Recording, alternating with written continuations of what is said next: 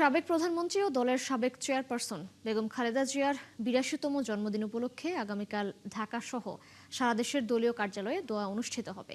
নয়াপল্টনের BNP কেন্দ্রীয় কার্যালয়ে সংবাদ সম্মেলনে একথা জানান প্রধানমন্ত্রীর রাজনৈতিক উপদেষ্টা ও বিএনপির সিনিয়র যুগ্ম মহাসচিব অ্যাডভোকেট রুহুল কবির রিজভী।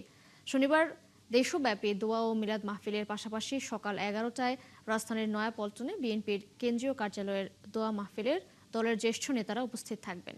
এ সময় ভিন্ন প্রসঙ্গে রিজভী আরও বলেন, রাষ্ট্রপতির শপথ নেবার আগেই আইনগত এমন কোনো বাধা নেই যে কারণে প্রেসিডেন্ট প্রার্থীকে পদত্যাগ করতে হবে। তবে বিএনপি মহাসচিব নৈতিক কারণে দল থেকে পদত্যাগ করেছেন।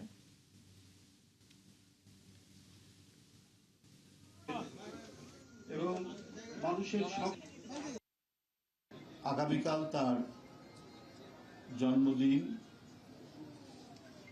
এই দিবসটি পালন করার জন্য আপনারা জানেন যে সব সময় দিবসটি পালন করা হয় দোয়া অনুষ্ঠানের মধ্যে দিয়ে। আমরা আগামীকাল ঢাকা সহ সারা দেশে দলীয় কার্যালয়গুলোতে দোয়া অনুষ্ঠিত হবে। নয়াপল্টনের কেন্দ্রীয় কার্যালয়ে সকাল ১১টায় দোয়া অনুষ্ঠানটি অনুষ্ঠিত হবে এবং গুলশান কার্যালয়ে বাদ আসর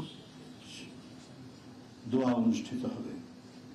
এইভাবে সারা দেশের সকল দলীয় কার্যালয়ে বাংলাদেশ জাতীয়তাবাদী দল দোয়া অনুষ্ঠান পরিচালনা করবে।